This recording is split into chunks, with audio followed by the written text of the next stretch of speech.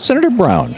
Good to be back. Nice Thank to you. see Sometimes you. on the phone, sometimes in your person. studio, and sometimes wherever we are now across from the Capitol. Indeed. And our studio's new and improved. So New next time and you drop improved. by, it was already so modern and nice. Yeah, it's very comfortable. And plush, and yes. Yeah. By the way, I saw your friend Sheldon Adelson today in the gallery. Oh, really? Sitting right almost next to Newt Gingrich. Oh, he's here for... He's here for the Netanyahu speech, yeah. yes, of course.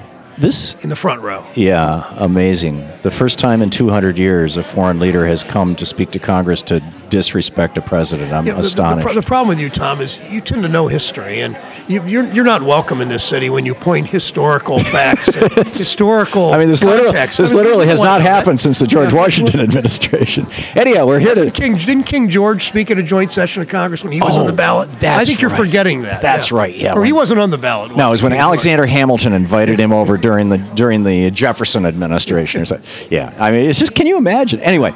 I can't imagine. I know healthcare. how this crowd operates, but go ahead. Yeah, so what's on your mind right now? What's at the top of your agenda? A young man named Jermaine Cook from Cleveland Heights, not far from where my wife and I live in Cleveland, is coming to see me this afternoon. He is early 30s. He has health insurance because of the Affordable Care Act. He and 250,000 others can lose their insurance, and if the court does this badly, and I can't get out of my mind this court and the Republicans in the House that repeatedly vote to repeal the Affordable Care Act, they're all virtually all of them are enjoying good health insurance paid for by taxpayers, but they really want to deny it to others, and it's pretty shameful. That's an excellent point.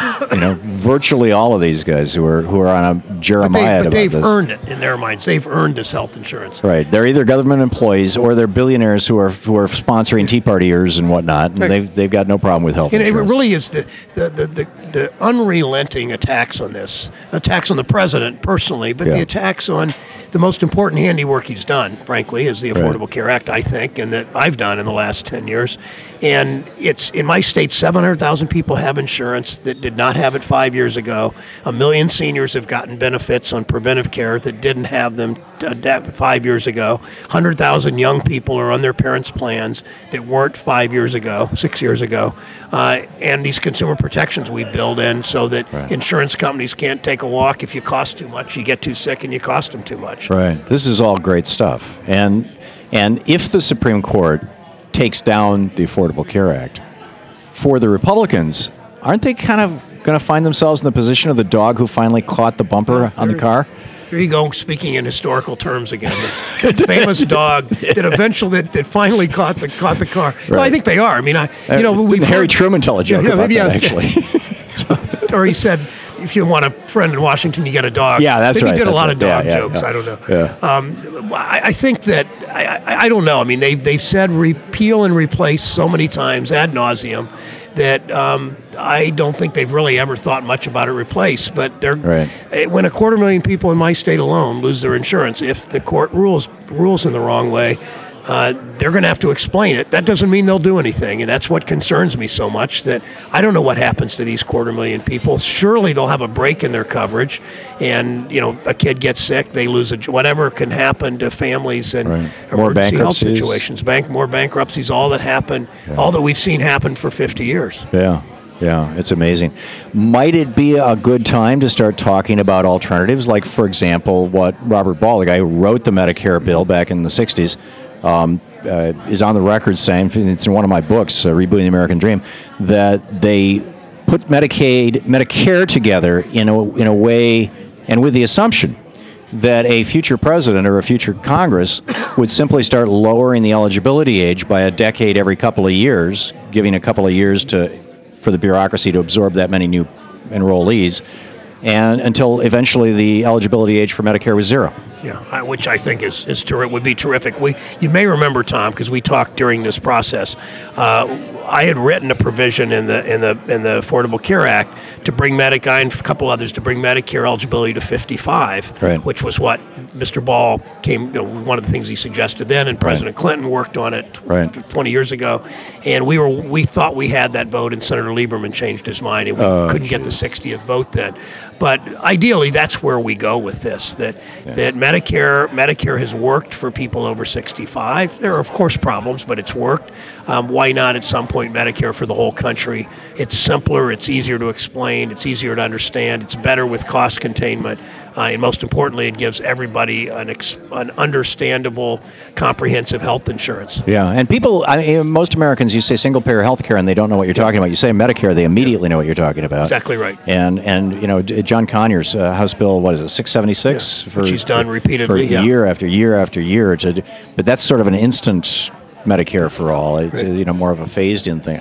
I don't know. I mean, is the Democratic caucus saying here's Plan B?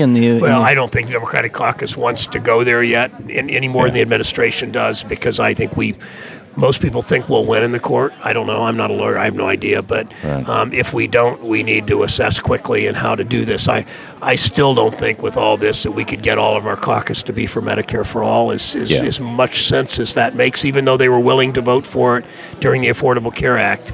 That was part of something bigger. I'm not sure that we could put the votes together now, even though I think that may be inevitable in the next 10 or 20 years. It's just the most explainable, most easiest to administer of any of the ways of putting together comprehensive health insurance. And using the language of William F. Buckley, it's the most conservative option. It's the least expensive. It's the least complex. It's the most transparent. Yeah, it's all those things. You bet. I mean, it seems pretty straightforward stuff. So anyhow, we've where'd my clock go?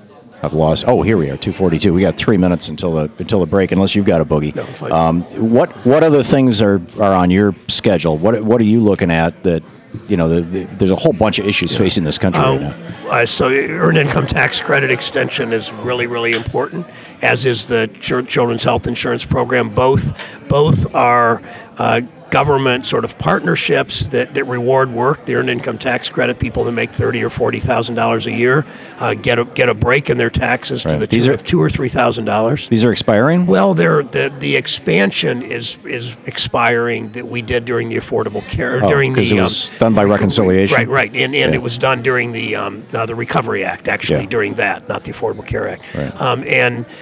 The Children's Health Insurance Program, the funding runs out this fall. In my state alone, it's 130,000 children. And again, these are sons and daughters of families who have jobs but don't make enough, or their employer doesn't provide insurance and they don't make enough to afford it.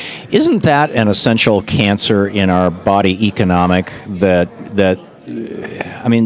contract that we used to have, the government of the United States used to have with its people was work hard, put in 40 hours a week, keep your nose clean, you can raise a family. Yeah. Can't do it anymore. Well, minimum wage is worth a third less than it was 40 years ago. All of that, insurance, health insurance, pension, income levels, all have eroded, and it's all sort of it's a group of people that are far too vulnerable, and we've let that happen, and government's got a partner in making that better. Right. So this needs to be like at the top of the list, this is what we ought to be doing this year, absolutely, at a minimum. Back to the Clintons' internal slogan: "It's the economy, stupid." Right. Our economy is not serving our people. Our healthcare system is not serving our people, and we need to pull these things together. Exactly right. Yeah. Boy, I wish you the very best, Senator Sherrod Brown, SherrodBrown.com, and brown.house. Or Senate.gov. Yeah. Like Sorry, I just demoted you. Okay. Thanks, Tom. My apologies. Thanks.